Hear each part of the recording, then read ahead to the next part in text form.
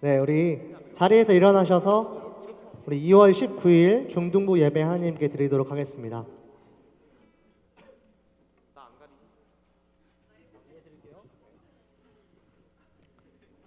우리 사도신경으로 우리 신앙을 하나님께 고백하면서 우리 예배 드리도록 하겠습니다. 당신은 성부 하나님을 믿으십니까? 전능하사 천지를 만드신 하나님 아버지를 내가 믿사오며, 당신은 성자 하나님을 믿으십니까? 그 외아들 우리 주 예수 그리스도를 믿사오니 이는 성령으로 잉태하사 동정녀 마리아에게 나시고 본디오 빌라도에게 고난을 받으사 십자가에 못 박혀 죽으시고 장사한 지 사흘 만에 죽은 자 가운데서 다시 살아나시며 하늘에 오르사 전능하신 하나님 우편에 앉아 계시다가 저리로서 선자와 죽은 자를 심판하러 오시리라. 당신은 성령 하나님을 믿으십니까? 성령을 믿사오며 거룩한 공회와 성도가 서로 교통하는 것과 죄를 사하여 주시는 것과 몸이 다시 사는 것과 영원히 사는 것을 믿사옵나이다. 아멘.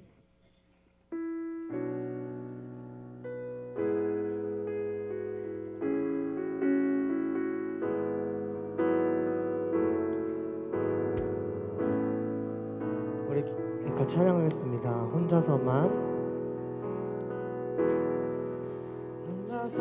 세상을 사는 듯이 주가 멀어 보이기만 할 때 우리는 바라보아야 하네. 우리에게 오셨던 그 주님이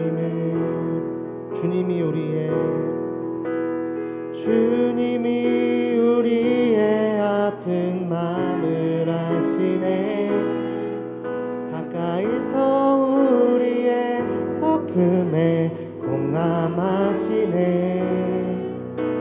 우리 가운데 찾아오셨던 그 주님이 우리의 모든 상황에 공감하시네. 혼자서만 세상을 사는 듯이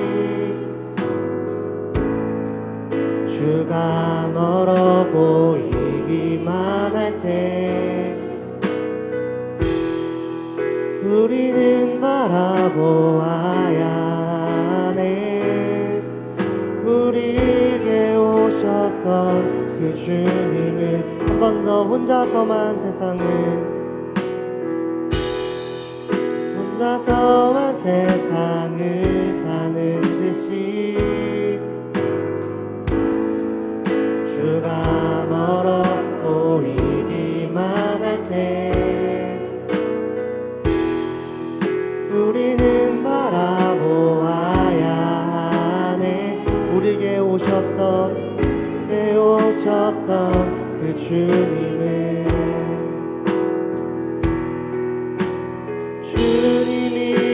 우리의 아픈 마음을 아시네.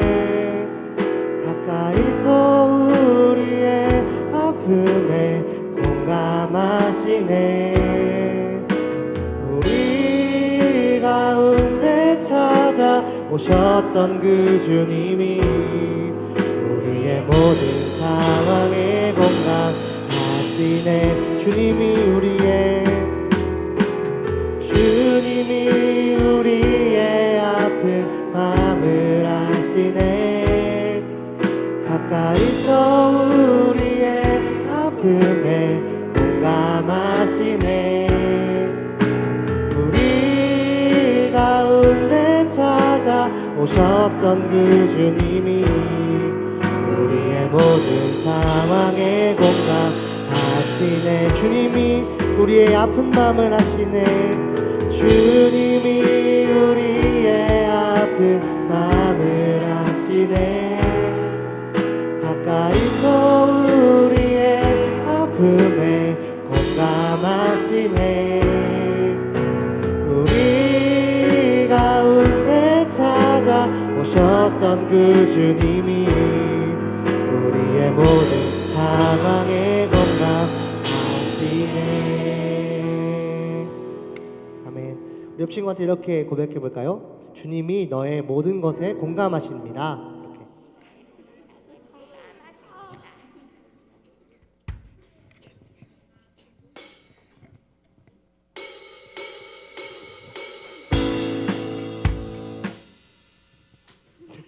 다시 해볼게요.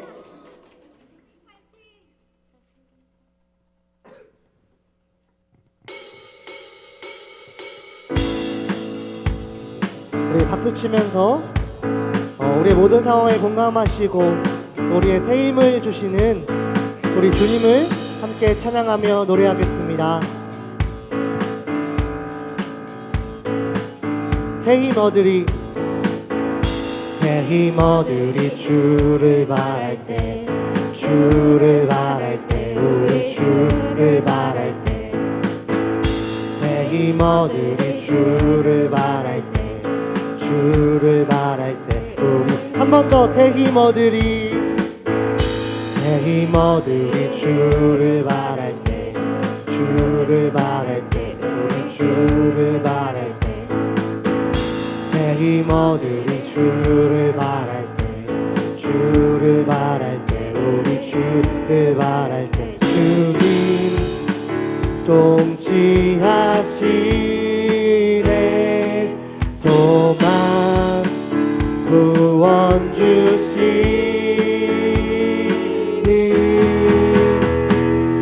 당신은 영원하신 주, 내 영원하신 주. 지치지 않으시는 주님. 약한 자 방패 되시며 위로자 되신 주.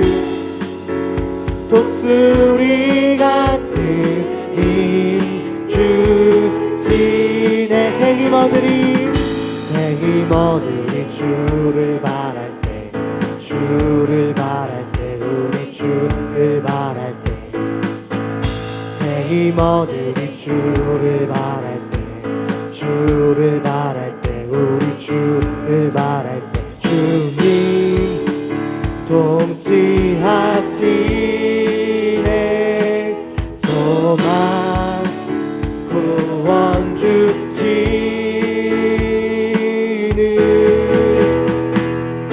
당신은 영원하신 주, 내 영원하신 주. 지치지 않으시는 주님. 약한 자 방패 되시며 위로자 되신 주. 독수리 같은 힘 주시. 당신은 영원하신 주, 당신은 영원하신 주, 내 영원하신 주. 지치지 않으시는 주. 약한 자 방패 되시며, 약한 자 방패 되시며 위로자 되신 주.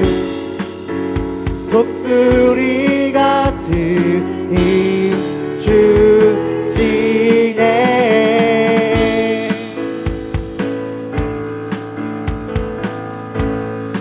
주님 통치하시네.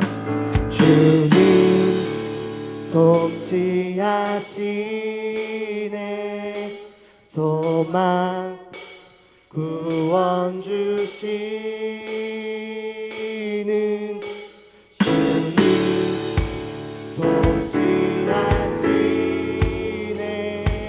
소망 구원 주시는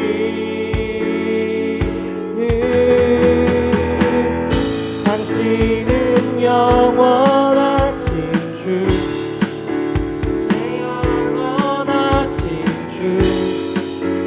지치지 않으시는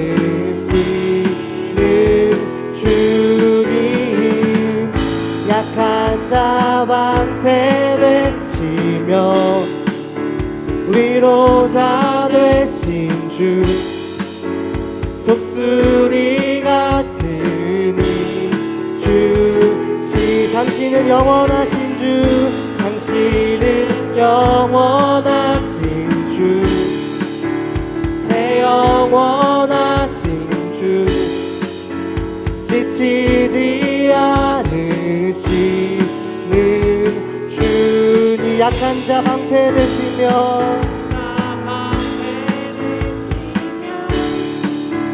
위로자 되신 주 독수리 같은 주 마지막으로 당신은 영원하신 주 당신은 영원하신 주 내 영원하신 주 지치지 않으시는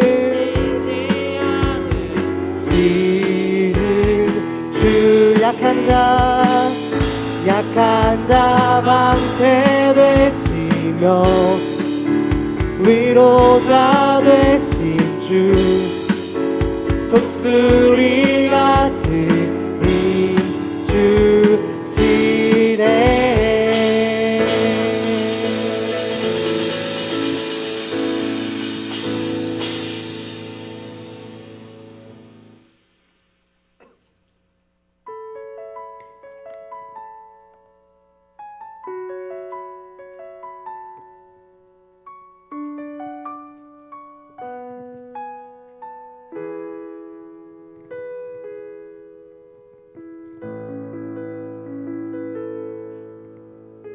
우리 영원하신 주님, 지치지 않으시는 그 주님을 함께 찬양하며 노래합니다.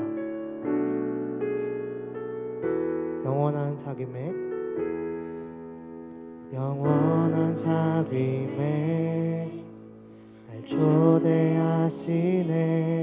주님을 누리며 사는 것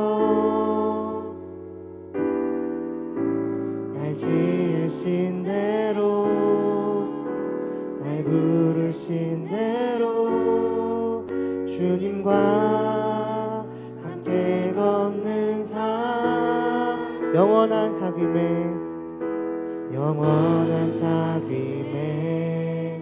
날 초대하시네. 주님을 누리며 사는 것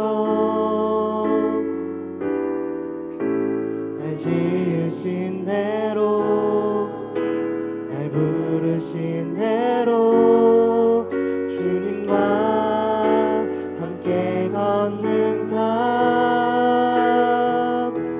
이것이 영원한 삶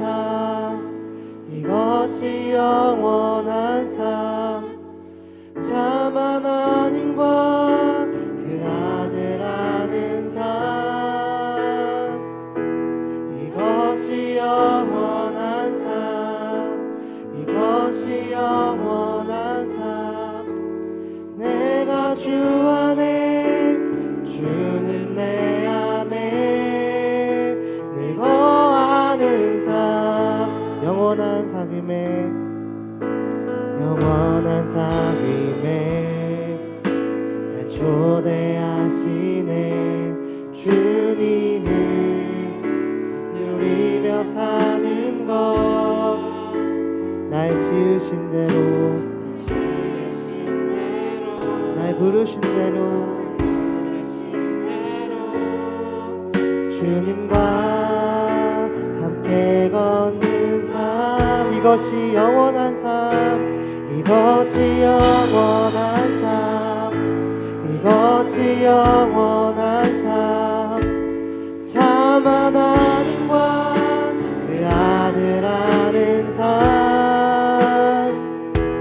이것이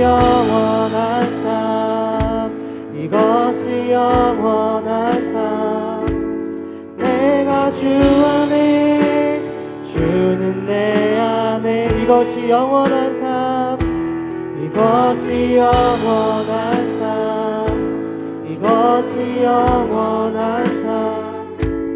참 하나님과 그 아들 아는 삶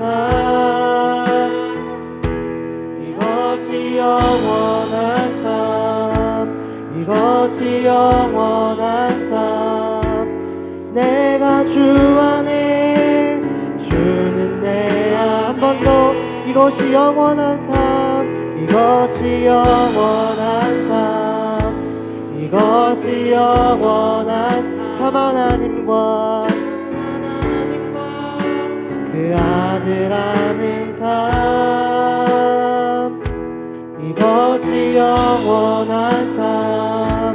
이것이 영원한 삶. 내가 주 안에 주는 내 안에 즐거워하는 삶. 나는 주님께 나는 주님께 속한 자 되어 주의 나라 위해 전심으로 살리라. 주의 마음에 합한 자 되어 맡기신 소명 이루리. 나는 주님께 나는 주님께 속한 자 되어 주의 나라 위해 전심으로 살리라. 주의 마음에 합한 자 되어 맡기신 소명 이루리. 나는 주님께 나는 주님께 속한 자 되어 주의 나라 위해 전심으로 살리라. 주의 마음에 합한 자 되어 맡기신 소명 이루리.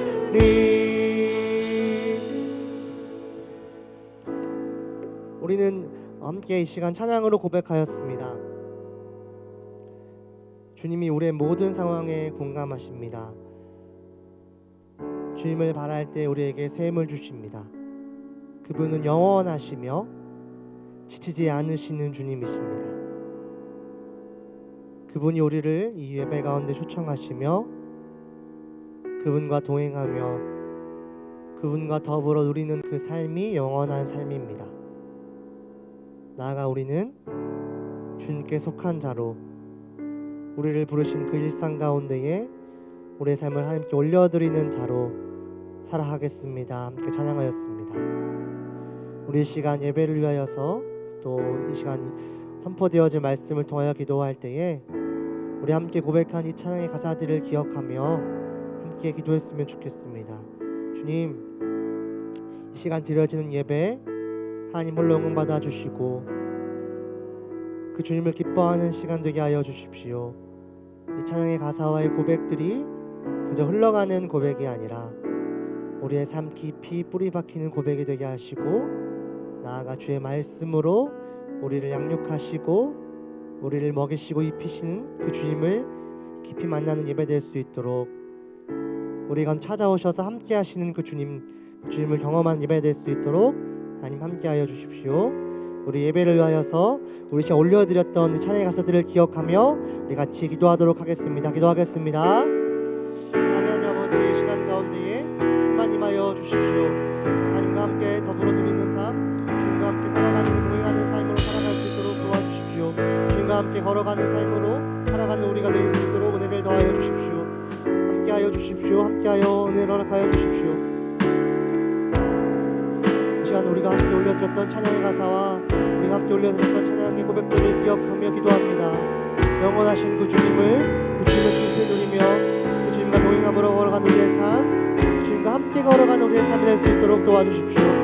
아버지, 2000년 전에 그 역사에 아버지여 그냥 역사의 한 장면이 아니라 그 아버지 우리 찾았던 예수 그리스도가 이 시간 가운데 우리가 찾아오시고 우리 함께 하실 줄 믿습니다. 우리가 동행하시고 우리가 함께 걸어가시는 그 주님을 찬양하며 예배하며 나아갑니다. 우리에게 말씀하여 주시고 우리에게 역사하여 주시옵소서. 우리의 눈을 열어 주님 바라보게 도와주시고 주님과 더불어 누리는 귀한 예배 될 수 있도록 하나님 함께하여 주시옵소서. 주님 홀로 받으시는 예배 예배하여 주시옵소서.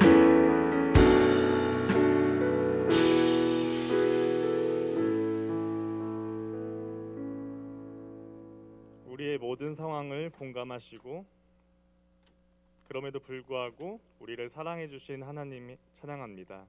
주님, 먼저 회개합니다. 오늘 아침 알람 소리를 듣고 5분만 침대에 민기적거렸고 집 밖에 나왔을 때는 우산을 두고 왔다며 다시 올라가는 길에 불평들만 늘어놓았습니다. 새날 주심에도 감사하기 부족한데 일어나자마자 눈 뜨자마자 주님께 불평했던 우리의 모습들을 주님 앞에 인정하고 고백하오니 주여 용서하여 주시옵소서.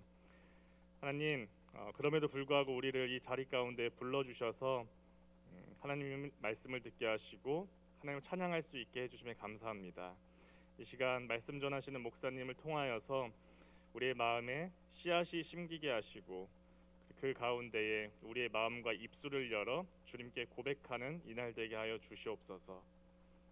주님, 예배의 시종을 주님께 의탁하며 맡겨드리오니 이 모든 말씀 우리 주 예수 그리스도의 이름으로 기도했습니다. 아멘.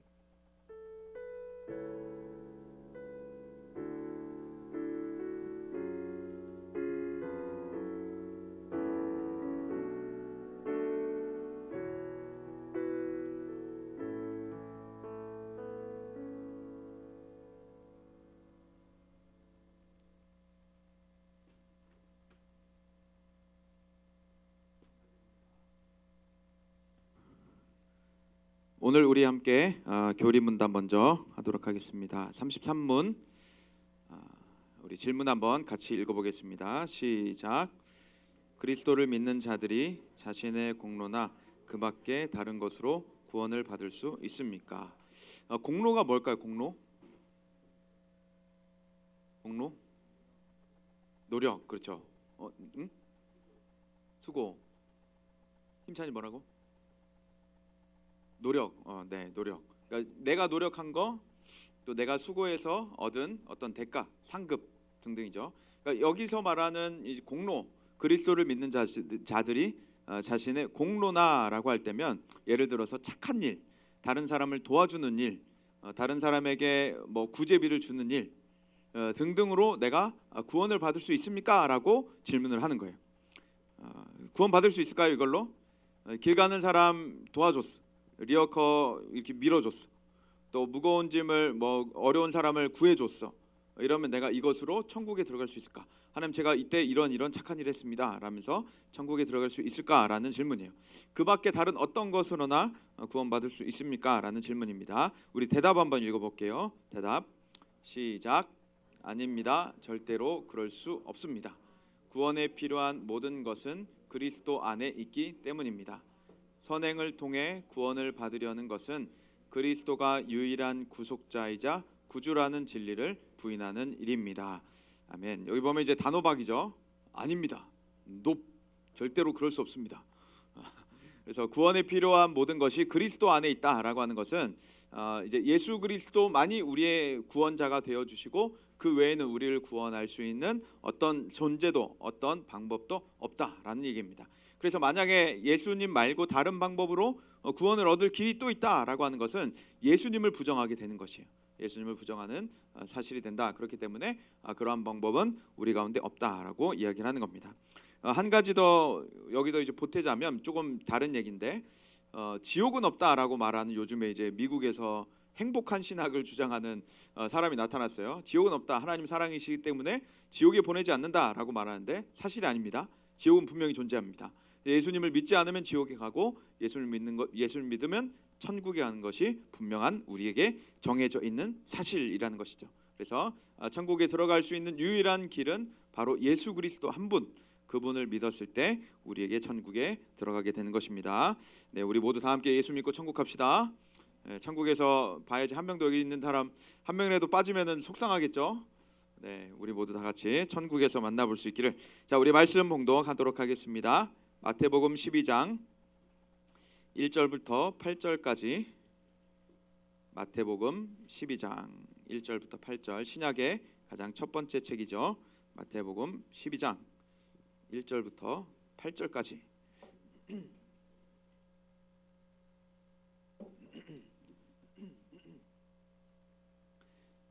네, 마태복음 12장 1절부터 8절. 네, 우리 한 절씩 읽고 8절은 함께 읽도록 하겠습니다. 그때 예수께서 안식일에 밀밭 사이로 가실새 제자들이 시장하여 이삭을 잘라 먹으니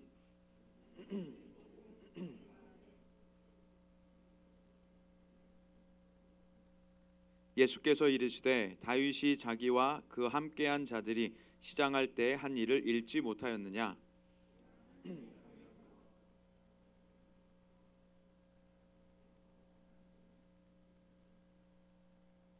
또 안식일에 제사장들이 성전 안에서 안식을 범하여도 죄가 없음을 너희가 율법에서 읽지 못하였느냐? 나는 자비를 원하고 제사를 원하지 아니하노라 하신 뜻을 너희가 알았더라면 무죄한 자를 정죄하지 아니하였으리라. 인자는 안식일의 주인이니라 하시니라. 아멘. 네, 우리 옆 사람들 한번 인사하고 우리 말씀 나누도록 하겠습니다. 비가 오니까 너의 미모가 더욱더 생그러지는 것 같다.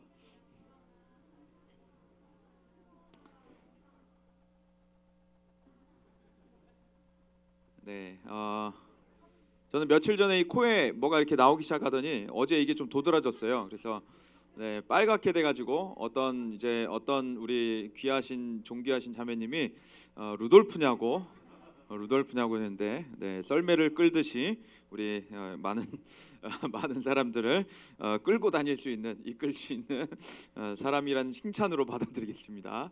네, 감사합니다. 이것 때문에 체중이 좀 는 것 같아요. 상당히 무거워진 것 같은데 네, 하여튼 빨리 이것도 빼고 살도 빼고 네, 하여튼 우리가 이제 인생을 살아가는 데 있어서 왜 이렇게 불쌍한 눈으로 쳐다보죠? 우리가 살아가는 데 있어서 가장 중요한 것이 무엇일까요? 우리가 이 세상을 살아가는데 가장 중요한 것은 예수님을 아는 겁니다. 예수님을 아는 것. 그래서 예수님이 어떤 분이시고 무엇을 기뻐하시는가, 나에게 어떤 것을 원하시는가라는 것을 아는 것이 우리에게 가장 중요한 것이죠. 그래서 예수님을 알면 사실 다 돼요. 예수님을 알면 이 세상의 모든 것들이 다 풀려나고 풀어지고 이 세상의 모든 것들을 다 해결할 수 있게 됩니다. 그래서 예수님을 아는 지식이 우리에게 가장 중요하고 예수님을 닮아가는 것이 우리에게 가장 중요한 사실입니다. 그래서 이 세상을 살아가는데 예수님께서 보시는 것을 보고 예수님께서 말씀하신 것을 말하고 예수님께서 행하신 것을 행하는 것, 그게 바로 우리가 살아가야 하는 이 세상의 모습이죠. 누구보다도 가장 성공한 인생이 바로 예수님을 알고 예수님처럼 살아가는 인생, 그게 바로 이 세상에서 가장 성공한 인생이 되는 겁니다. 오늘 말씀을 보면 예수님과 이제 어떤 사람들이 논쟁을 벌이고 있어요. 발단과 전개에 보면은 이제 어떤 예수님의 제자들이 어떤 일을 벌였을 때 누군가 옆에서 이제 시비를 걸게 되죠. 혹시 이 중에 서리 해본 사람 있어요? 서리? 아니면 설이라는 단어를 나는 처음 들어봤다 하는 사람 혹시? 네? 네. 깜짝이야. 네. 설이를 혹시 해본 사람 아무도 없나요? 네. 네, 네. 역시 우리 부장님. 네, 설이를 해보신 유경험이. 네. 설이라는 단어를 그럼 처음 들어본 사람. 설이라는 단어를 처음 들어본 사람 없죠? 처음 들어봤어요? 네, 처음 들어본 사람이 있구나. 네. 설이라는 것은 이제 과거 우리나라 나도 한 번도 본 적도 경험한 적도 없는 그냥 이제 군대에 있을 때 이렇게 길 가다가 뭐 이렇게 막 남의 집 거 이렇게 하나씩 따먹는 그냥 그 정도였었는데 설이라고 하는 것은 이제 특히 이제 과일밭 같은데 남의 과일밭 우리 과일밭이 아닌데 밤에 몰래 들어가 가지고 가서 막 수박 막 이렇게 따오고 참외 따오고 해가지고 막 먹는 거예요. 근데 이제 그러다가 만약에 들켰다 하면 이제 밭 주인 농사 주인이 막 나와가지고 막 소리를 지르면서 막 혼내고 화내고 잡히면 벌 세우고 막 그렇게 했던 게 과거의 서리의 모습이었어요. 그런데 문제는 지금 제자들이 서리하다가 걸렸다는 거예요. 우리 1절에 보면은 시간이 언젠지 나옵니다. 1절에 보면은 시간이 언젠지 나오는데 한번 찾아보세요. 시간이 언제일까요? 안식일. 그렇죠. 안식일 나오죠. 어디 사이? 밀밭 사이로 갔다. 근데 제자들이 어땠다? 시장이 뭘까? 시장. 배고픈 거죠. 네, 배고팠다. 그러니까 안식일이라는 때, 안식일이라는 날이 나오고 장소가 나오고 제자들이 배가 고팠다. 이게 이제 오늘 본문의 굉장히 중요한 키워드가 됩니다. 그래서 안식일에 벌어진 일이다. 장소는 밀밭사이다. 그런데 배가 고팠다. 제자들이 무엇을 선택했을까? 이삭을 잘라서 먹습니다. 이삭을. 그래서 바리새인들이 나타나요. 이 사람들 저번에 얘기했죠. 바리새파, 율법에 정통한 사람들, 율법을 굉장히 사랑하는 사람들, 율법을 지키는 사람들. 그 사람들이 예수님한테 시비를 겁니다. 보시오, 당신의 제자들이 안식일에 하지 못할 일을 하나이다라고 합니다. 이게 무슨 말이냐면 안식일에 해서 해야 되는 일이 있고 해서는 안 되는 일들이 있었어요. 그런데 제자들이 지금 그 일을 어겼다라고 하는 겁니다. 그런데 왜 제자들을 혼내지 않고 예수님에게 뭐라고 따질까? 왜 예수님에게 따질까? 라는 게 이 당시 문화를 보면 제자들이 잘못하면 스승이 욕을 먹게 돼 있어요. 그러니까 우리로 치자면은 중등부 아이들이 밖에 나가서 잘못하면 이건준 목사한테 와갖고 당신 뭐 중등부 목사 아니야? 하면서 당신 중등부 학생이 지금 밖에서 이런 일 하고 있어 라면서 나한테 막 뭐라고 하는 겁니다. 지금 예수님이 지금 이런 일을 당하고 있었던 거예요. 그래서 제자들이 잘못하면 스승을 욕하는 것이 이 당시의 일반적인 풍습이어서 제자들이 잘못한 것을 가지고 예수님에게 와서 예수님을 비난하고 있는 겁니다. 예수님의 체면도 완전히 구겨지고 있는 상황인데 예수님께서 이제 뭐라고 말씀하시냐면 다윗이 자기와 그 함께한 자들이 시장할 때 한 일을 잃지 못하였느냐. 이게 굉장히 모욕적인 말이 됩니다. 굉장히 모욕적인 말이 돼요. 이제 그 피아노 전공한 선생님이 계신데 선생님 체르니 100 쳐봤어요? 라고 하는 거예요. 체르니 100 쳐봤어요? 라고 하는 겁니다. 그러니까 이제 굉장히 모욕적인 말이 되는 거죠. 요리를 전공한 사람한테 당신 식칼 써봤냐? 라고 물어보는 거랑 다름없는 지금 말이 되는 거예요. 그래서 처리하다가 걸리게 되었는데 지금 이것이 문제가 되지 않았던 것은 신명기 23장 25절에 보면 이것은 익숙하게 허용됐던 일이었어요. 보면은 너의 이웃의 곡식밭에 들어갈 때에는 너가 손으로 그 이삭을 따도 되느니라 라고 나와 있죠. 그러니까 너 밭이 아닌 너가 농사짓지 않은 밭에 들어갈 때 너가 손으로 이삭을 따먹어도 된다라는 말. 그런데 뭐는 안 된다? 낫을 대지는 말라. 그러니까 막 이만큼 갖고 가지 말아라. 그러니까 너 식량 창고에 들일 만큼은 하지 말고 길 가다가 배고프면 먹을 정도만 따서 먹어라라고 이야기를 하는 겁니다. 그리고 또 이제 밭이 있으면은 밭에 귀퉁이는 남겨놨었어요. 그래서 지나가는 나그네들, 고아 과부들이 이 밭 귀퉁이의 것들을 가져가서 먹을 수 있도록 끼니를 때우고 생활할 수 있도록 밭에 모퉁이는 남겨놓았던 것이 이스라엘의 법이었습니다. 하나님께서 제정해 놓으신 법이에요. 그런데 너의 이웃의 밭에 들어갈 때 손으로 따도 된다라고 얘기를 했기 때문에 사실 제자들이 길을 가다가 배가 고파서 밀밭 사이에서 그 밀을 손으로 비벼서 꺾어서 따서 먹는 것이 큰 문제는 되는 것은 아니었습니다. 그러니까 서리한 것이 문제는 되는 게 아니에요. 서리한 것이 문제가 되는 것은 아닌데 문제가 되는 것은 바로 안식일에 이것을 했다는 거예요. 안식일에 곡식을 밀을 꺾어서 손으로 밀을 비벼서 먹었다는 것이 이 제자들의 문제가 됐던 겁니다. 왜 문제가 되냐면 유대인들이 세워놓은 전통이 있어요. 율법의 전통. 그 율법의 전통이 쭉 보면 주일 안식일에는 농사지으면 안 된다라는 그 전통이 있었는데 그 농사에는 어떤 것들이 벌어지냐면 뭐 껍질을 벗기는 일 등등이 아주 구체적으로 다 기록이 되어 있습니다. 그러니까 제자들이 지금 꺾어서 손으로 비벼서 속 안에 있는 밀 알맹이를 꺼내어 먹은 행위가 안식일에 해서는 안 되는 일들 가운데 하나였다는 것이죠. 그래서 바리새인들이 지금 예수님을 비난하고 있었던 겁니다. 정죄를 하고 있었던 것이었죠. 정죄라고 하는 것은 당신에게 죄가 있다라고 단정하는 행위가 바로 정죄라고 하는 것이죠. 그런데 이 유대인들의 전통이 적혀져 있는 책은 미시나라고 불리우는 책이에요. 히브리어로 미시나라고 하는 불리우는 책인데 이 미시나 이 책에 여러 가지 항목들이 세세하게 적혀 있고 유대인들은 율법을 사랑하는 유대인들은 이것을 엄격하게 지키고 특별히 바리새인들은 이것을 목숨과도 같이 지켰던 것이 당시의 모습이었습니다. 그래서 바리새인들은 이것이 제자들이 지금 심각한 위반을 했다라고 이야기를 하고 있는 것이죠. 만약에 내가 제자의 상황이라면 어떨까요? 내가 제자의 상황이라면 내가 길을 가다가 배가 고파서 그냥 밀 몇 개 꺼내서 먹었는데 갑자기 바리새인들이 그 유대 이스라엘에서 힘을 갖고 있는 기득권 그 힘을 갖고 있는 정치적인 힘을 갖고 있는 그들이 갑자기 나와가지고 예수님한테 막 비난을 하는 거예요. 그러니까 우리가 밖에 중등부가 밖에 소풍을 나가서 어떤 일을 하고 있는데 갑자기 경찰, 검찰, 국회의원 다 몰려와가지고 이건주 목사 지금 당신이 막 이러고 있는 거예요.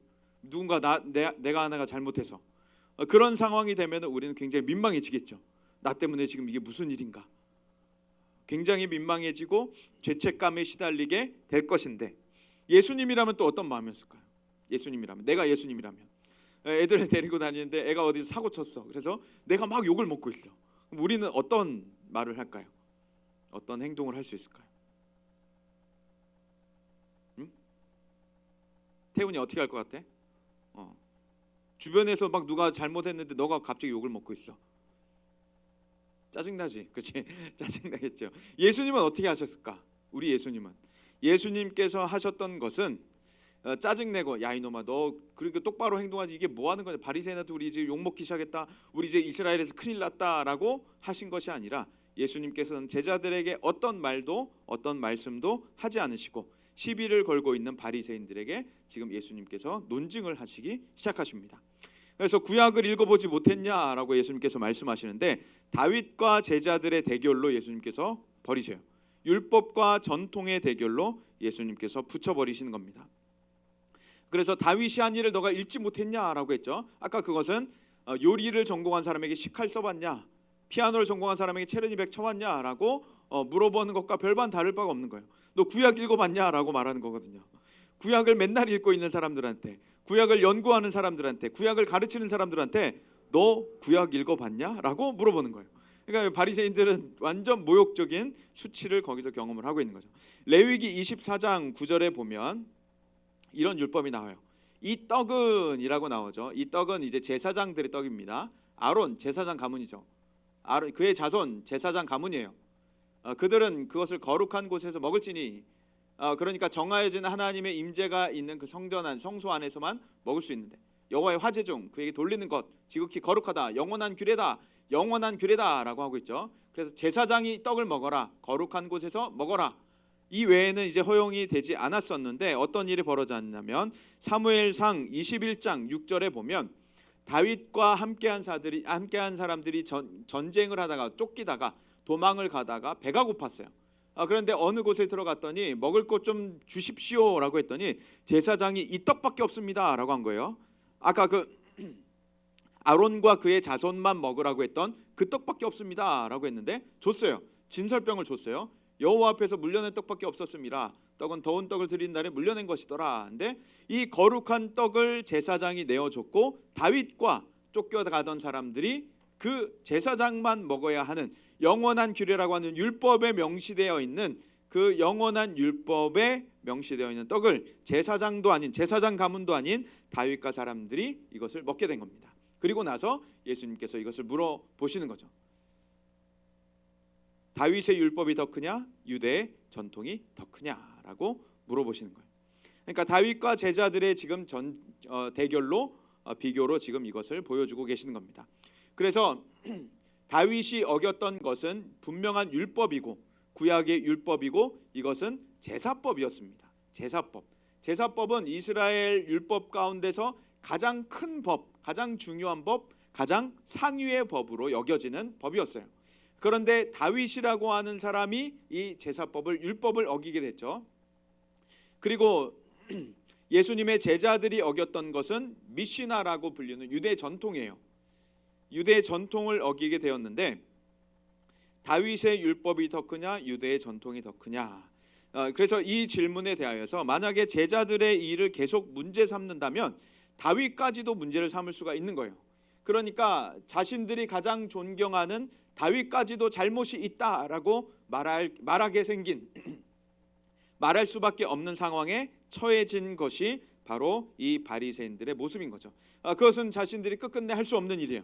다윗이 문제 있다, 다윗 잘못했다라고 말하는 것은 이 바리새인들이 할 수 없는 말이었습니다.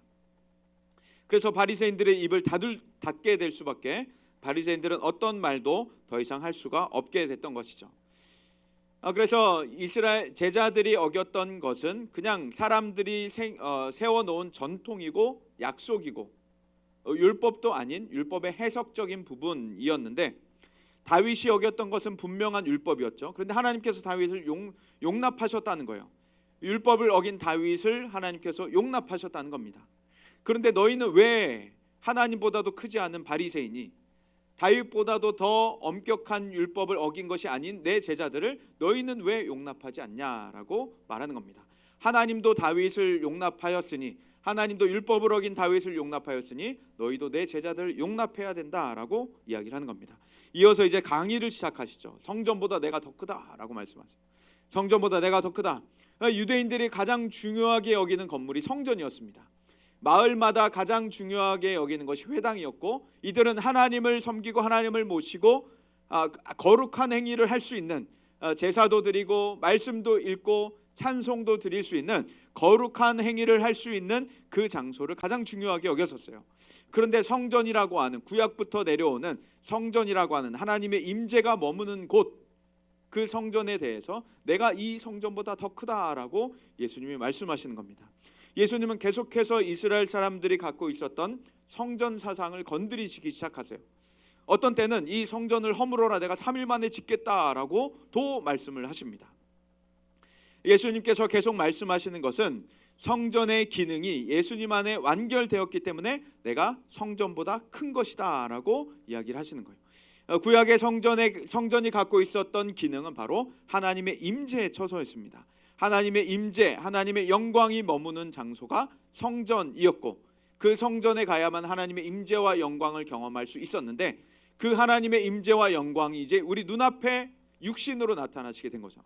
눈에 보이는 하나님의 임재로, 눈에 보이는 하나님의 영광으로 나타나신 것이 바로 우리의 예수님이셨습니다. 그래서 그분은 우리가 만질 수 있는 하나님의 영광이었고, 우리가 대화할 수 있는 하나님의 임재였고, 우리와 함께 동행할 수 있는 하나님의 영광이었다는 것이죠. 그래서 그 성전보다 더 큰 이시가 우리에게 오셨기 때문에 우리 더 이상 성전으로 갈 필요가 없고, 더 이상 성전을 지을 필요가 없고, 우리 안에 거하시는 예수 그리스도 성령으로 인하여서 내 속에 계신 예수님께 언제든지 우리가 나아갈 수가, 내 속에 있는 하나님의 임재로 언제든지 나아갈 수가 있게 된 것입니다. 그래서 예수님을 믿는 우리에게는 우리 속에 예수님이 계시고 성령님이 계시기 때문에 우리 속에 계시는 성령님으로 인해서 언제든지 예수님 의지해서 성부 하나님께 언제든지 마음껏 예배를 드릴 수가 있고, 집에서도 찬양을 부를 수가 있고, 집에서도 기도할 수가 있고, 집에서도 성경을 읽을 수가 있고, 나 혼자서도 예배를 드릴 수 있는 것이 우리의 존재가 되었다는 것입니다. 예수님께서는 또 이제 안식일의 주인이라고 선언을 하셔요. 그래서 내가 성전보다 더 크다라고 말씀을 하신 다음에 8절에 보면 인자는 안식일의 주인이니라 라고 말씀하십니다. 인자는 안식일의 주인이니라. 전라도 사투리에 보면 이제 인자라고 이제 많이 해요. 인자 그거 좀 해야 막 하면서 사투리 많이 하는데, 여기서 나오는 인자는 자신을 나타내는 말이죠. 나를 나타내는 말. 그래서 나는 안식일의 주인이다라고 예수님께서 선언을 하시는 겁니다. 이것은 설득이 아니었어요. 내가 안식일의 주인이 되어야 해라면서 설득을 하신 게 아니고, 내가 안식일의 주인이다라고 선포를 하신 겁니다. 선언을 하신 거예요. 사람들에게 가르쳐 주신 겁니다. 그래서 마태복음 11장 28절에서 30절을 보면 우리가 읽은 그 본문 앞절에 예수님께서 사람들을 초청하고 계셔요. 자, 같이 한번 읽어볼게요. 시작. 수고하고 무거운 짐진 자들아 다 내게로 오라. 내가 너희를 쉬게 하리라. 나는 마음이 온유하고 겸손하니 나의 멍에를 메고 내게 배우라. 그리하면 너희 마음이 쉼을 얻으리니 이는 내 멍에는 쉽고 내 짐은 가벼움이니라 하시니라. 아멘. 여기 보면 어떤 사람들 오라 그러셔요? 네. 수고하고 있는 사람 있나요 혹시? 이 중에 수고가 많은 사람, 공부하느라 수고하죠. 게임하느라 수고하고, 컴퓨터 하느라 수고하고, 핸드폰 하느라 수고하고, 친구들 카톡 하느라 수고하고, 릴스 찍느라 수고하고, 스토리 올리느라 수고하고, 좋아요 누르느라 수고하고, 답장하고 수고하고. 수고, 우리는 여러 가지 수고를 하고 있어요. 무거운 짐을 혹시 지고 있나요? 막 헬스장 가갖고 막 무거운 거 막 지고 막 앉아 있다 일어났다 하고 막 들고 무거운 짐 진 자들아 다 내게로 오라라고 하는데 여기서 수고하고 무거운 짐을 지고 있는 이 자들은 누구냐면 구약 시대 마지막 선지자가 활동한 다음에 신약까지의 그 공백기까지 다 포함한 사람들이에요. 그러니까 이 사람들은 어떤 사람들이냐면 경건하게 살고 싶은데 경건에 대한 지도를 못 받는 사람들 여기에 포함됩니다. 그 사람들이 어떤 사람들이냐면 바리새인들의 잘못된 가르침을 받아서 경건하게 살고 싶으나 경건하지 못한 자들이 되는 그런 헛된 수고를 하고 있는 자들, 율법의 무거운 짐을 지고 있는 자들이 바로 이 사람들이에요. 그러니까 바리새인들은 율법을 계속 강요하죠. 율법을 지켜야 한다. 이것이 경건이다라고 말하는데 그들의 가르침을 아무리 열심히 해봤자 경건해지지가 않아요. 율법의 수고와 율법의 무거운 짐을 졌는데 전혀 경건해지지가 않는 겁니다. 또 어떤 사람이 있는가? 가난한 사람들, 재정적인 어려움 때문에 먹고 사는 문제로 수고하고 있고 재정적인 무거운 짐을 지고 있는 자들, 이 사람들이 다 예수님께로 가야 됐던 거예요. 억압을 받고 있는 자들, 지배를 받고 있는 자들, 로마의 지배를 받고 있었기 때문에, 황제의 지배를 받고 있었기 때문에 정치적인 수고, 정치적인 무거운 짐 아래 눌려 있는 자들, 권력자들에 의해서 고생하는 자들 다 예수님께 갔어야 됐던 거예요. 그러니까 이 세상의 모든 사람들을 예수님이 지금 초청하고 있었던 겁니다. 내가 너희를 쉬게 하겠다.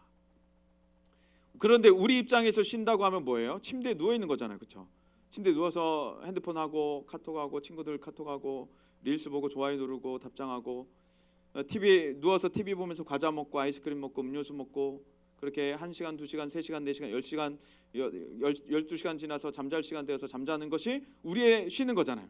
다음 날에도 일어나서 또 TV 앞에 누워서 과자 먹고 음식 먹고 그게 바로 우리의 쉬는 건데 예수님께서 이런 사람들 다 와라 내가 너희를 쉬게 하겠다라고 했어요. 쉬고 싶은 사람 다 갔습니다. 침대에 눕겠지? 이제 묵상 말씀 암송 기도 집회 이런 거 안 하겠지?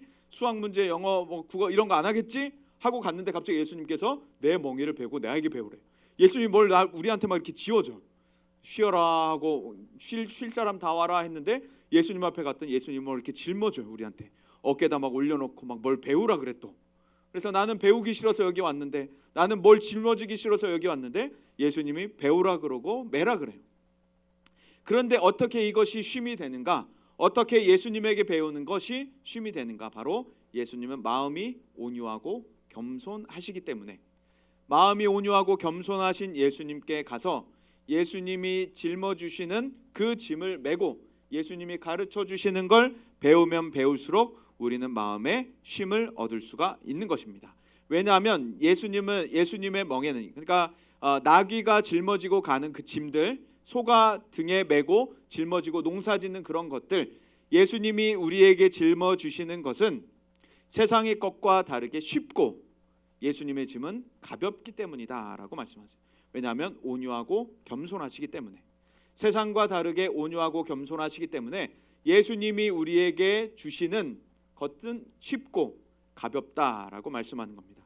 그래서 예수님께 가게 된다면 우리는 쉼을 누릴 수가 있는 것이죠. 그래서 예수님께서 지금 우리에게 말씀하시는 것은 무엇이냐면 의미 없는 전통들을 내어버리라는 말입니다. 그러니까 바리새인들이 계속해서 추구하고 있었던 것은 아무런 의미가 없는 의미가 하나도 남아있지 않은 본질은 다 사라져버린 의미 없는 전통을 지키고 있었는데 예수님께서 이것을 다 내어버리라고 말씀을 하시는 거예요. 그리고 주인이신 예수님 안에 가서 쉬는 것 이것이 바로 우리가 나아가야 하는 인생의 모습이 되는 겁니다. 그렇다면 예수님께서 원하시는 안식은 무엇인가? 창세기 2장에 보면 1절부터 3절까지 모든 천지와 만물이 완성되었다라고 해요. 하나님이 하시던 모든 일을 7째 날에 완성하셨다. 그리고 7째 날에 멈추셨다라고 하죠. 그래서 안식이라는 것이 무엇이냐면 안식하신다라고 하는 하나님도 안식을 하시는데 하나님은 완성하셔서 안식을 하시는 거예요. 그리고 하나님은 모든 것을 완성하셨기 때문에 멈추시는 겁니다. 그래서 하나님의 안식은 완성이라는 의미가 있고 하나님의 완성은 멈춤이라는 의미를 또한 가지고 있습니다. 명품이 되는 명품 제품들을 보면 더 이상 손댈 것이 없는 것이 바로 명품이죠. 더 이상 손댈 것이 없는 손대서는 안 되는 것이 명품이에요. 명품 가방에다가 바느질을 하나 더 하게 되면 더 이상 명품이 안 되게 돼요. 명품 건축물에다가 페인트 칠을 하게 되면 명품 건축물에서 벗어나게 됩니다. 그게 바로 명품이라는 것인데, 하나님께서 이 세상을 명품으로, 그렇게 명품으로 만드셨고 우리 역시 명품으로 만드셨다는 거예요. 옆 사람들 얼굴 한번 볼까요? 옆 사람들 얼굴. 손댈 것이 있을까요, 없을까요? 손댈 것이 없는 너는 하나님의 명품이다 라고 이야기 한번 해줄까요? 네, 우리는 더 이상 손댈 것이 없는 하나님의 명품입니다. 하나님이 그렇게 우리를 만드셨고 더 이상 손댈 것이 없어서 완성하셨기 때문에 멈추신 거예요. 이게 바로 하나님의 안식이었습니다. 그래서 하나님의 안식은 완전하시고 그리고 쉼이 있던 것이었어요. 이것이 이제 출애굽기 20장에 가서 더 이상 만들 것이 없는 하나님의 명품에서 출애굽기 20장에 가면 또 다른 안식의 의미가 더해지게 됩니다. 출애굽기 20장 8절부터 보면 안식일을 기억하여 거룩하게 지키라고 말하고 엿새 동안은 힘써 너의 모든 일을 행할 것이나 일곱째 날은 너의 하나님 여호와의 안식일이다. 너와 너의 아들 내 딸 남종 여종 가축 문 안에 머무는 객이라도 아무 일도 하지 말아라 라고 하죠. 그러니까 너나 아들이나 딸이나 너의 종들 가축까지도 일하지 말아라 라고 해요. 그러니까 가축까지도 일하지 말아라 라는 하나님의 뜻은 무엇이냐면 사람이든 짐승이든 하루는 쉬어야 된다라는 말입니다. 하루 정도는 쉬어야지 몸이 회복된다라는 말이에요.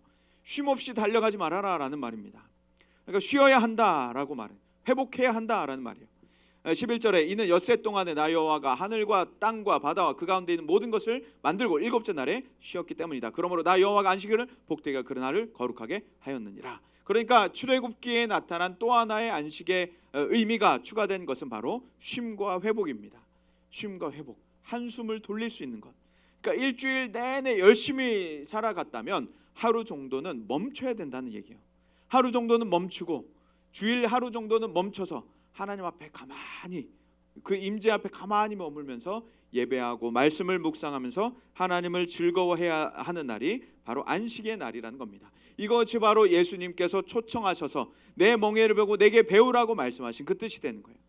그래서 주님 앞에 나와서 주님의 멍에를 메고 주님이 하신 일들은 무엇인가를 보고 주님이 하신 일들을 하고 주님이 가르치시는 것은 무엇인가를 듣고서 주님의 가르침을 배우는 것, 이것이 바로 우리 마음의 쉼이 되고 우리 마음의 회복이 되는 일들이 됩니다. 왜냐하면 예수님은 우리에게 자비를 베풀어 주시기 때문이에요. 예수님께서 바리새인들에게 또 이어서 말씀하시죠. 너희가 제사를 원하지 않고 자비를 원한다는 말이 무엇인지 알았더라면 너희가 이렇게 안 했을 거다라고 말씀하세요. 왜 그러냐면 바리새인들은 율법상에 나타나는 모든 제사를 다 지켰어요. 율법상에 나타나는 모든 제사들을 행위, 토시 하나 빠짐없이 다 지켰어요. 그런데 그들에게 없었던 것이 바로 자비였습니다. 하나님의 자비로, 하나님의 자비를 가지고 사람들을 대하고 하나님의 자비로 세상을 대하지 못했어요. 그러니까 엄격하게 정죄하고 엄격하게 판단하는 것뿐만이 그들에게 계속해서 가득했던 것이었죠.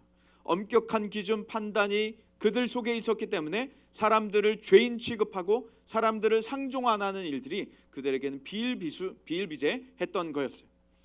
이런 모습인 겁니다. 이건주 목사가 여기서 설교를 하고 기도를 하고 마치고 나가서 우리 중동 같이 밥 먹읍시다 하고 밥 먹으러 가갖고 음식점 앉아갖고 막 음식점 주인한테 막 삿대질하면서 음식이 왜 이렇게 늦게 나와 하면서 소리 지르고 막 숟가락 던지고 예배는 드리고 막 설교도 하고 기도도 하고 축도도 하고 찬양도 하고 막 두 손 들고 하고 막 찬양하면서 눈물 흘리고 막 주여 나를 받으소서 하면서 막 나가갖고 막 숟가락 던지고 이 밥이 이게 뭐야 하면서 소리 지르면 그게 바로 바리새인의 모습이었다는 거예요. 행위 겉모습들은 계속해서 하나님 앞에 여러 가지 율법상의 열심을 드렸으나 마음의 중심에는 자비가 전혀 없었던, 그러나 하나님께서 원하신, 예수님께서 말씀하시는 것은 너희에게 자비가 필요하다라고 말씀하시는 거죠. 예수님은 자비가 있으셨기 때문에 사람들을 자비롭게 대하시고, 바리새인들은 그들에게 억압하고 무거운 짐들을, 비인격적인 무거운 짐들을 줬으나 예수님은 인격적인 짐들을 주시고 온유한 짐들을 주시고 자비의 짐들을 주시기 때문에 예수님의 짐은 짊어지면 짊어질수록 가벼워지고 예수님의 짐은 짊어지면 짊어질수록, 내 어깨에 예수님의 짐이 추가되면 추가될수록 더욱더 기쁘고 즐겁고 설레는 것들을 경험하게 되는 거예요. 그렇지 않은 가르침들은 배우면 배울수록 내 머리에 스트레스만 남고 내 마음에 자괴심만, 나는 인생을 왜 이렇게 살까, 나는 왜 이렇게 잘하는 게 없을까라는 자괴감만 계속해서 들게 되는데, 예수님의 가르침을 들으면 들을수록 내가 얼마나 하나님 앞에 존귀한 자인가를 깨닫게 되는 거예요. 내가 하나님 앞에 얼마나 사랑받는 자인가를 깨닫게 되는 거예요. 하나님의 사랑과 은혜와 자비와 긍휼은 얼마나 무한하신가를 깨닫게 되는 겁니다. 그래서 예수님께서는 우리를 바로 그러한 마음으로 대하고 계시고, 하나님의 자비를 품고 우리에게 그 자비를 베풀어 주고 계시는 거예요. 그리고 이제 우리가 그 자비를 세상 가운데 나타내기를 원하시는 것이죠. 세상에는 긴장이 가득합니다. 세상에는 억압이 가득하고, 세상에는 무거운 짐들이 가득하고, 비인격적인 일들이 많이 일어납니다. 잘못된 가르침들이 세상에는 가득합니다. 세상의 짐을 짊어지면 짊어질수록 무거워지고, 세상의 가르침을 받으면 받을수록 내가 작아지고 자괴감이 들고 실망감이 들고 실패감이 들기 마련이지만, 하나님의 짐은 그렇지 않고 하나님의 가르침은 그렇지 않다는 거예요. 세상의 모든 긴장이 다 사라지고 풀어지고 해소되는 곳, 그것이 바로 교회이고 하나님의 임재 앞이라는 것입니다. 하나님의 평안과 즐거움, 행복, 그것이 다 하나님 안에 있고 하나님 말씀 가운데, 예배 가운데 우리에게 전달되어 오고 있는 것입니다. 우리가 그것을 마음껏 누릴 수 있는 우리가 다 되었으면 좋겠습니다. 그것을 날마다 바라고 말씀 앞으로 나아가고, 그것을 날마다 바라고 찬양을 듣고 부르고, 그것을 날마다 바라며 하나님 앞에 기도할 수 있는 우리가 다 되기를 간절히 소망합니다. 이 시간 우리 좀 찬양 드리고 잠시 기도하는 시간 갖도록 하겠습니다. 예수님은 세상의 모든 잘못된 가르침들과 또 세상의 모든 억압하는 자들을 대항하셔서 우리를 구원해 내시는 분이십니다. 잘못 배우던 우리들을 불러내셔서 참된 가르침에 들어가게 하시고, 그 안에서 예수님 안에서 쉬고 평안을 누리게 하시는 분, 그분을 우리가 바라보면서 안식의 날 하루를 기쁘게 보낼 수 있는 우리가 다 되기를 소망합니다.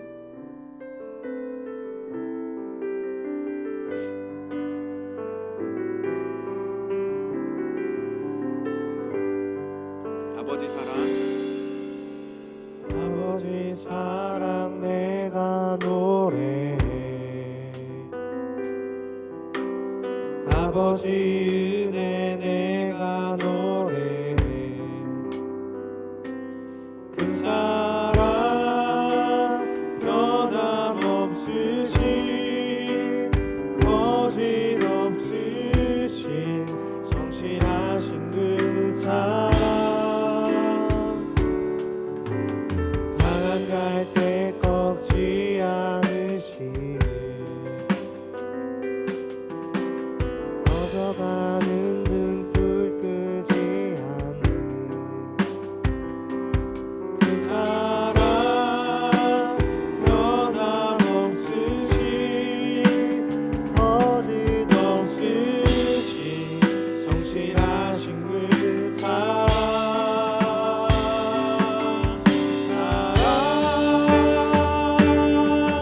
그 사랑,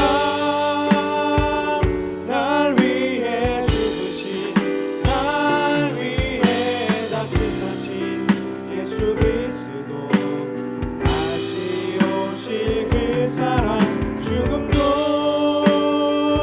생명도 전하고 하늘의 어떤 권세도 끊을 수 없는 영원한 그 사랑 예수.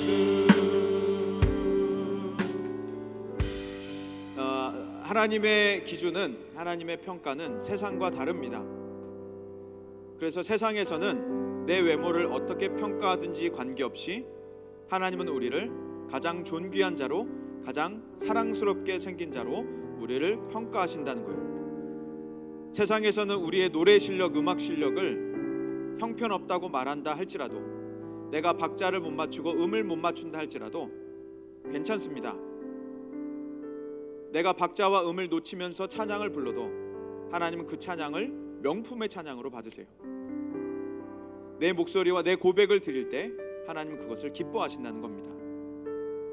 하나님은 바로 우리를 향해 그렇게 자비를 베푸시는 분이시고 자비의 손으로 우리를 안으시고 자비의 가르침으로 우리를 키워내시는 분이십니다. 주님의 짐은 가볍고 주님의 가르침은 쉽고 가볍고 우리를 더욱더 편안하고 즐겁게 해주신다는 것을 우리가 기억했으면 좋겠어요. 그래서 이 시간 함께 기도하면 좋겠습니다. 온유하고 겸손하신 주님 앞에 날마다 나아가게 하여 주옵소서. 이 세상과 다른 온유와 겸손함 그리고 자비를 원합니다. 하나님 앞에 날마다 나아갈 때, 말씀을 읽을 때, 기도할 때, 찬양할 때 주님 저를 쉬게 하여 주옵소서. 우리 이것을 놓고 함께 먼저 주여 외치고 합심하여 기도하도록 하겠습니다. 주여, 예수님의 짐은 가르침은 세상과 다르게 가볍고 쉽고 즐겁고 행복하고 우리에게 참 기쁨이 설레임이 된다는 것을 우리가 다시 한번 기억합니다.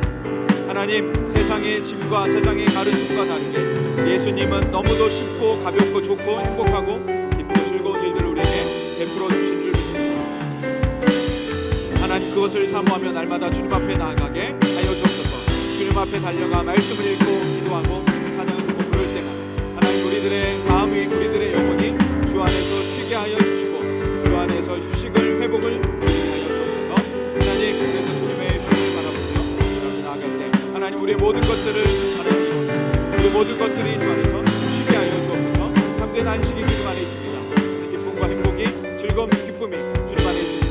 세상과 다른 평가들, 세상과 다른 기준들 우리에게 말씀하여 주셔서 하나님 앞에 우리가 얼마나 존귀한 존재인지, 사랑받는 존재인지를 깨달아 누릴 수 있는 저희가 되게 하여 주옵소서.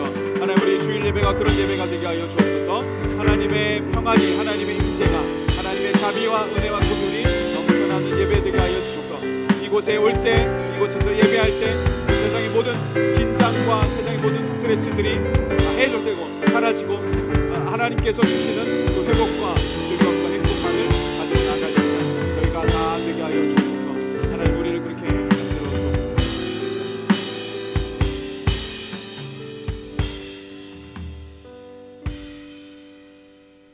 세상과 다르게 하나님은 우리에게 겸손과 온유와 자비로 사랑과 은혜로 대하시는 것을 저희가 잊지 않게 하여 주옵소서.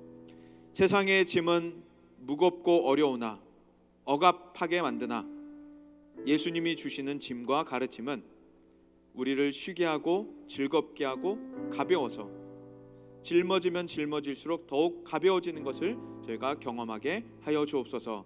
하나님 안에 있는 즐거움과 기쁨과 행복과 축제와 같은 것들을 경험하며 그것을 사모하며 날마다 매일매일의 삶 가운데 하나님 말씀 앞으로 달려가고 묵상하고 성경을 읽고 찬양을 듣고 찬양을 부르며 기도하는 우리의 삶이 되게 하여 주옵소서.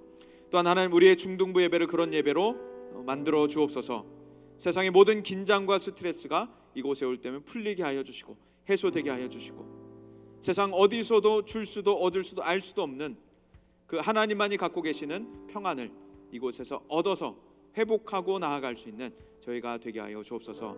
한 주간을 살아갈 힘뿐만 아니라 평생을 살아갈 수 있는 든든한 힘을 이곳 예배에서 얻게 하여 주시고 우리 교회 안에서 계속해서 얻어나가게 하여 주옵소서. 하나님, 우리의 인생이 하나님 앞에 얼마나 존귀한 존재인지, 우리의 인생이 얼마나 하나님 앞에 사랑받는 인생인지를 하나님 깨닫게 하여 주옵소서. 그것을 알게 하여 주옵소서. 그것을 확신하며 마음 가운데 강하게 붙잡고 살아갈 수 있는 우리 모든 중등부 학생들 다 되게 역사하여 주옵소서. 우리의 삶을, 우리의 예배를, 우리의 매일매일의 순간순간을 하나님 앞에 맡겨드리며 예수님 이름으로 기도합니다. 아멘. 네, 우리 찬양하면서 준비한 헌금 하나님 앞에 올려드리겠습니다.